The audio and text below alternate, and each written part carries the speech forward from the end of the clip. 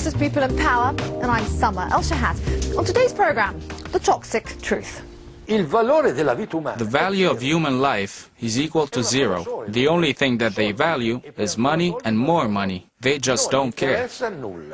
Somalia is a country in the grip of complete lawlessness. It's a failed state which today is almost a no-go zone for journalists who are deliberately targeted by the various warring factions that control the country. But in 1994, despite there being no central authority and violent clashes between feuding clans, journalists were still able to operate in Somalia. It was during this time that Italian journalist Ilaria Alpi and her cameraman Miran Ravatin were in Somalia investigating the use of Italian aid projects as fronts for arms smuggling and toxic waste dumping. But this was a story that someone didn't want told. They were both murdered. An Italian court convicted one man of their murder. But that isn't the end of the story, because a judge recently ruled that the case must remain open as the people who ordered the killings remain at large. This is Hashi Omar Hassan, a 38-year-old Somali. He was found guilty in an Italian court of the murder of Italian journalist Ilaria Alpi and her cameraman Miran Ravatin in Mogadishu, Somalia in 1994. Hashi was the only person convicted for the murders, despite the fact that there were 7 men in the car that carried the killers. Hashi is presently serving 26 years in prison. We wanted to talk to Hashi Omar Hassan, but we were denied access to him by the Italian Penitentiary Administration on the basis that he is a high-security detainee. Giorgio and Luciana Alpi have been trying to shed light on their only daughter's death since 1994.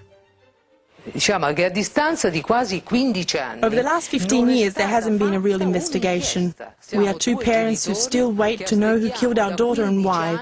We still don't know. Douglas Dwale is Hashi Omar Hassan's lawyer.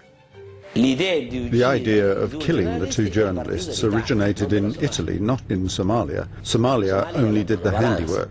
In July, the presiding judge refused the prosecutor's request to close the case on the basis that the people who ordered the killings are still at large. The most likely and reasonable reconstruction is that of a commissioned murder, an assassination that took place to prevent the information gathered by Alpi and Ravatin on the traffic of weapons and toxic waste between Italy and Somalia being brought to the attention of the public. Venissero portate a conoscenza dell'opinione pubblica italiana. Eccolo qua.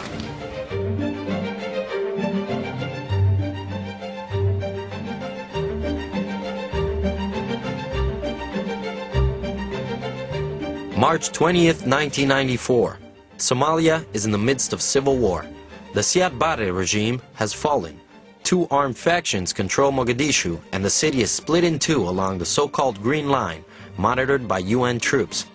Italian state TV reporter Ilaria Alpi and her cameraman Miran Ravatin are on a mission to Somalia. They were officially there to cover the retreat of Italian troops, but from my understanding, from what I've seen of her notes, she was also there to complete an ongoing investigation. Ilaria, 32, and with a good knowledge of Arabic, had just landed in Mogadishu from the northern Somali coastal town of Bosaso. I remember looking at my watch. It was 12:30 Italian time when she called to say she had returned to Mogadishu. We felt relieved because she was now among other journalists and people she knew. She didn't sound worried. 2 hours later, the phone rang again. At 2:30 Italian time, I received a call from her television channel telling me she was dead. This footage was recorded in the hours following the double murder. After calling her parents, Ilaria Alpi left the Sahafi hotel, together with Miran Ravatin, her bodyguard Mohammed Nouraden, and her driver Ali Mohammed Abdi. They crossed the Green Line into Mogadishu North and drove to the Amana Hotel. Upon leaving, Alpi and Miran were attacked by a pickup truck carrying 7 armed militiamen. markii xabaar xabad gemi waan qoriga ay istaagay fursadaas ka faa'iideystay xabadii istaagtay qori markii xabad iska xiray xabadii markaas ayagana bilaabeen waa ur dhicdan oo socday darawalkii rabeen inay dilaan markii darawalkana waa isteerku saarsanay gaaladii dileen. Versions differ on why Ilaria was heading into northern Mogadishu. Domenico Damati, the Alpi family lawyer, believes that she had been lured into an ambush. We know that the Somali police had carried out an investigation. They suggest that Ilaria Alpi was lured into the trap by means of a phone call and then killed. What we know for sure is that shortly thereafter, both Miran and Ilaria lay dead, each with a single bullet wound to the back of their heads, while both the driver and the bodyguard were left alive. We've been told that the attacker's reaction was triggered by the shots fired by Alpi's bodyguard. Nevertheless, the assailants did not fire back at the bodyguard as expected. Instead, they shot inside the car. In the hours following the double murder, a number of useful elements disappeared. 3 of 5 notebooks carried by the journalist were lost, as were the photos of the dead bodies. Alpi's camera was also gone, as was some of the footage the two had recorded during their stay. We tried to obtain the death certificate, which they never gave us. Her medical records, which we never got. Several prosecutors took on the case, as did 2 parliamentary commissions of inquiry, the second of which concluded that Ilaria and Miran were on a pleasure trip to the beach. Several people connected to the case have died in mysterious circumstances, and one key witness has been killed. The driver of Alpi's car, Ali Mohammed Abdi, who testified in court against Hashi Omar Hassan, was murdered just days after returning to Somalia from Italy. 1,400 billion lire. Where did this impressive amount of money end up? These words are written in one of Ilaria Alpi's remaining notepads. It shows that the journalist was looking into the misuse of Italian development aid to Somalia. Parlano di questo scandalo di questo proprietario somalo con passaporto italiano, si chiama Mugne, che avrebbe preso queste navi che erano di proprietà dello Stato e le avrebbe usate a suo uso privato. Lui solo.